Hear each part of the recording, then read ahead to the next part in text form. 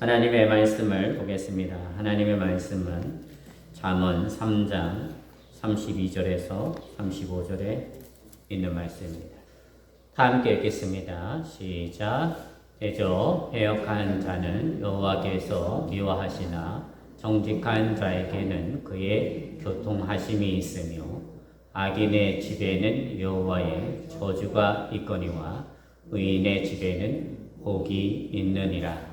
진실로 그는 거만한 자를 비웃으시며 겸손한 자에게 은혜를 베푸시나니 지혜로운 자는 영광을 기업으로 받거니와 미련한 자의 영달함은 수치가 되느니라. 아멘. 여호와는 어떤 분이라는 제목으로 하나님의 말씀을 증거하겠습니다. 오늘 우리가 읽은 이 말씀을 보게 되어지면요, 문법적으로 살펴보게 되어질 때 대조법이 사용되어져 있습니다. 대조라고 하는 것은 두 가지를 분명하게 비교하게 되어지면서 강조를 하게 되어지는 어떤 의도를 가지고서 설명을 하게 되어지는 문법이지요. 그래서 패역한 자와 정직한 자, 또 악인과 의인, 거만한 자와 겸손한 자, 지혜로운 자와 미련한 자, 이런 대조를 통해서 이 솔로몬은 독자들이 어떤 사람이 되어져야 하는지를 강조하고 있습니다.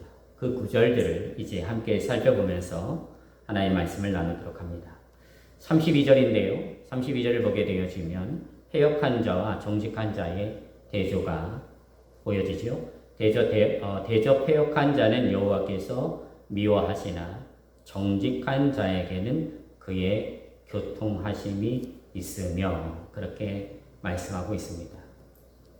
여기서 패역한 자는 악인을 말합니다. 그런데 이 악인은 성경에서 말하는 악인은요, 어떤 도덕적이고 윤리적인 차원에서 악인이 아닙니다. 의인도 아니고요. 그러니까 어떤 도덕적인 선한 행위를 한다고 해서 그 사람을 성경에서 의인이다 이렇게 말하지 않습니다. 그리고 악한 일을 한다고 해서 그 사람을 악인이라고 그렇게 말하지 않습니다. 성경에서 말하는 것은 그걸 넘어서서 본질적으로 말하고 있지요. 그러면 여기서 말하게 되어지는 악인은 어떤 존재입니까? 패역한 자는 어떤 사람입니까? 하면 하나님을 무시하는 사람입니다. 하나님과 상관없이 하나님의 법과 하나님의 말씀을 무시하게 되어지는 사람들이지요. 그리고 이 당시에 이 말씀을 듣게 되어지는 대상은 누구였느냐 하면 이스라엘 백성들입니다. 유대인들이죠. 그러니까 그 유대인들 가운데 하나님을 떠나서 하나님이 아닌 것을 하나님처럼 우상숭배하는 사람, 우상숭배하는 삶을 살아가는 사람들, 그 사람들을 말합니다. 즉 신앙적으로 타락해서 하나님을 믿는 믿음에 그 믿음에서 떠난 사람들이지요. 이런 패역한 자들을 하나님께서 미워하신다 이렇게 말을 하고 있는데, 여기에서 미워하신다라고 하는 것은 가증히 여기는 것을 말합니다. 그런데 이 미워한다, 가증히 여긴다라고 하는 것이 이 히브리어에서 볼 때 사용되어지는 그 문장을 보게 되어지면 하나님을 떠나서 우상숭배하게 되어질 때, 그러니까 우상숭배하는 삶을 살아가게 되어질 때 그것을 하나님이 어떻게 보신다? 가증히 여기신다. 하나님 미워하신다. 이런 말이 되어지는 것이지요. 자, 그리고 반면에 정직한 자는 의인으로 하나님을 경외하고 또 하나님의 말씀과 하나님의 법에, 율법에 순종하면서 살아가는 사람들을 말합니다. 이런 정직한 자는 하나님과의 관계를 소중하게 여기고요. 또 그분의 말씀을 즐거워합니다. 하나님의 말씀을 즐거워하죠. 그래서 묵상합니다. 사모하게 되어지는 거죠. 그러면서 그 말씀이 나에게 무엇을 말하는지를 듣기를 원하는 것이고, 그런 마음 가지고서 하나님의 말씀을 사모하니까 하나님이 그 말씀에 대해서 깨달음을 주십니다. 그런 과정들을 통해서 이 사람들은 하나님과의 친밀한 관계를 형성하게 되어지고요. 그리고 삶의 방향성을 분명하게 정하게 되죠. 그리고 그 결과 하나님의 인도하심을 받게 되어지고 하나님의 복을 경험하게 되어집니다. 그리고 이제 33절인데요. 악인의 집에는 여호와의 저주가 있거니와 의인의 집에는 복이 있느니라. 이렇게 말씀합니다. 이 구절은 하나님의 공의로운 성품을 드러냅니다. 그러니까 악인의 집에 저주가 임한다라고 하는 것도 하나님이 하시는 일이고요. 또 의인의 집에 복을 주시는 것도 하나님이 하시는 일입니다. 이 말씀은 무슨 말이냐면 이 세상의 모든 만물을 창조하시고 다스리시는 분이 하나님이시다라고 하는 것을 분명하게 가르쳐주고 있는 말씀인 것이죠. 그래서 악인의 집에 저주가 임하는 것은 그들의 불의한 행동이 결과적으로 하나님의 심판을 초래하게 되어진다라고 하는 것이고요. 그리고 이러한 결과는 그 악인 한 사람에게만 국한되어지는 것이 아니라 결국 그가 있는 모든 곳에서 영향을 끼치게 되어지는 것으로 그 가정에도 그 공동체에도 악영향을 미치게 되어진다라고 하는 것입니다. 그러나 반대로 의인의 집에는 하나님께서 주시는 복이 임합니다. 이것은 하나님이 그 사람의 삶을 인정해 주시고 또한 이끌어 주신다라고 하는 것을 나타냅니다. 이렇게 의인은 하나님과의 올바른 관계를 맺어가고 그 속에서 하나님의 인도하심을 경험하게 되고 그리고 그러한 가운데 하나님 주시는 복을 받게 되어지는데 그 복은 영적인 복이고 또한 우리들의 삶에 육신적인 복까지도 포함을 하게 되어지는 것이지요.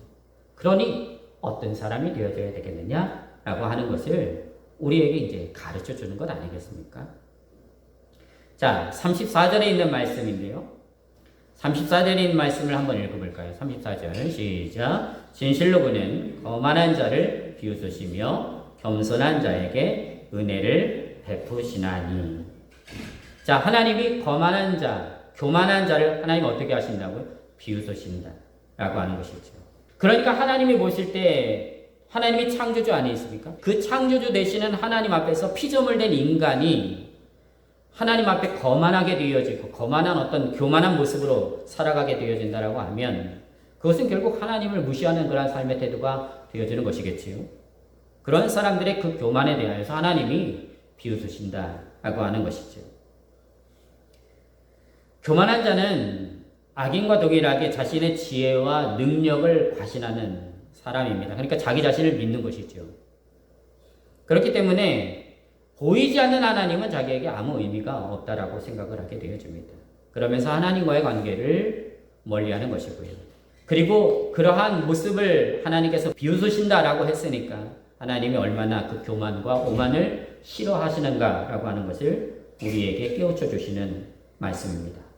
이와는 대조적으로 겸손한 자에게 하나님은 어떻게 하시느냐 하면 은혜를 베풀어 주십니다. 그렇습니다. 교만한 태도는 하나님과의 관계를 막아버리거든요. 하나님과의 관계가 막혀지게 만듭니다. 그래서 하나님의 은혜를 받을 수가 없어요. 여러분 성경에 나타나게 되어지는 모든 사람들이 하나님의 은혜를 받게 되어질 때 그 모든 사람들이 은혜를 받게 되어지는 자리는 어떤 자리였느냐면 겸손한 자리입니다. 교만한 자에게 하나님이 은혜 주시는 법이 없어요. 만약에 교만한 자가 하나님 앞에 은혜를 받게 되어진다라고 하면 그 교만이 완전히 깨어지고 난 다음에 하나님이 은혜를 주시죠. 왜 그렇습니까? 교만한 자에게 주시는 은혜는 은혜가 되어지지 않기 때문에 그렇습니다. 될 수가 없기 때문에 그런 것이죠. 그래서 겸손한 마음이 하나님과의 그 관계 속에서 은혜를 경험하는 길을 열어주는 것입니다. 그러니 필수적인 요소이지요. 어떤 사람이 그런 겸손한 사람입니까? 어떤 사람이 겸손한 사람입니까? 하나님 되심을 인정하는 사람입니다. 하나님의 주권을 인정하는 거죠. 그분은 나의 창조주이시고 나는 그분의 피조물입니다. 라는 것을 분명하게 인정하는 거예요. 자신의 삶 가운데에서. 그렇기 때문에 나 자신의 어떤 하나님 앞에서의 연약함, 어떤 인간적인 어떤 한계, 내 부족, 이런 것들을 다 인정합니다. 받아들이지요. 그리고 하나님의 뜻에 전적으로 순종하는 그런 태도를 가지게 되어집니다. 이런 겸손한 자에게 하나님이 은혜를 베푸신다 라고 하는 말씀입니다. 자, 마지막으로 35절인데요. 지혜로운 자는 영광을 기업으로 받거니와 미련한 자의 용달함은 수치가 되느니라 그렇게 말씀합니다. 자, 지혜로운 자는 영광을 기업으로 받는다. 반대로 미련한 자의 용달함은 수치가 된다라고 하는 말씀인데요. 이것은 지혜를 가진 자, 그러니까 그 지혜의 가치가 얼마나 중요한가, 귀한가라고 하는 것을 강조하고 있습니다. 이 잠언서는 지혜서라고 말하잖아요. 근데 그 지혜는 하나님과 연관되어져 있는 것이죠. 하나님이 주시는 것입니다. 그 지혜가 얼마나 귀한지 사람의 인생의 그 결과들을 좌우지하게 되어진다라고 하는 것입니다.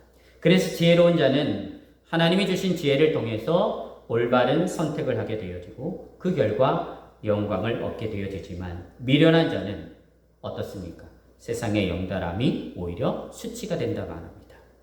여러분, 이 영달이라는 말은 일반적으로 영광스럽게 성공하다라는 의미가 있습니다. 높은 지위에 오른다라는 거죠. 다시 말하면 성공하는 겁니다. 누가 보더라도 세상 사람들이 볼 때 야, 저 사람은 성공했어 이렇게 말하게 되어지는 그 자리에 누가 오른다?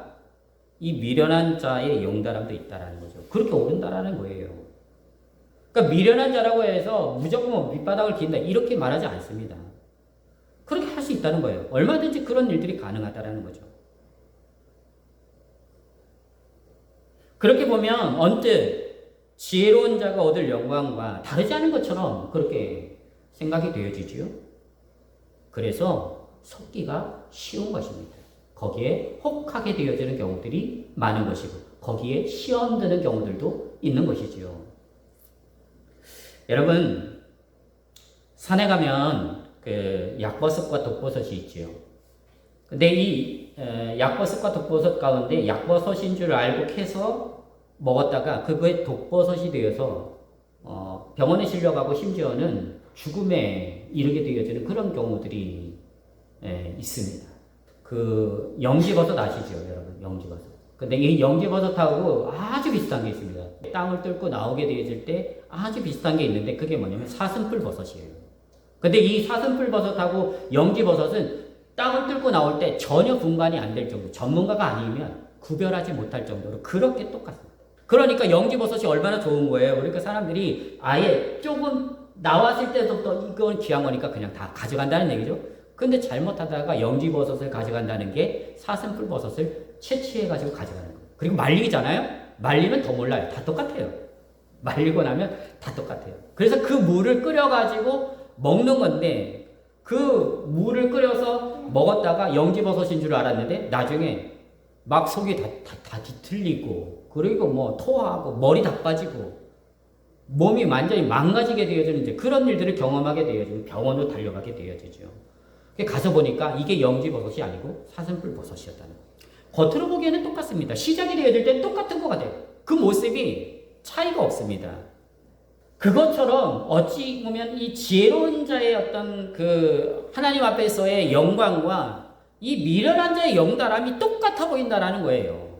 똑같아 보인다라는 거지요. 그런데 그걸 어떻게 나중에 구분하게 되어지느냐 하면 자라보면 알아요. 그리고 그 끝을 보면 알아요. 그래서 말하지요. 지혜로운 자의 영광을 기업으로 받는다. 지혜로운 자는. 근데 미련한 자의 영달함은 수치가 된다는 거죠.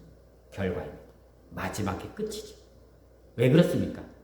하나님께서 그렇게 하시기 때문에. 그러므로 지혜자는 하나님을 경외함으로 악인의 삶이 아닌 의인의 삶을 선택하라고 말합니다. 그리고 겸손한 마음으로, 교만한 마음이 아니라, 오만한 마음이 아니라 겸손한 마음으로 하나님의 은혜를 구하고 지혜로운 선택을 통해서 참된 영광을 얻는 삶을 살아가라고 도전합니다. 이렇게 그리스도인들이 하나님 앞에서 살아가게 되어질 때 그 삶이 하나님을 기쁘시게 해드리고 세상의 소금이 되고 빛이 되어지는 역사로 열매가 맺어진다라고 하는 것이지요. 바라기는 오늘의 이 말씀을 통해서 우리 자신들을 돌아보고 하나님과의 관계를 점검하며 더욱 깊이 있게 발전시켜 나아가는 그런 계기가 되어질 수 있게 되시기를 주님의 이름으로 소망합니다.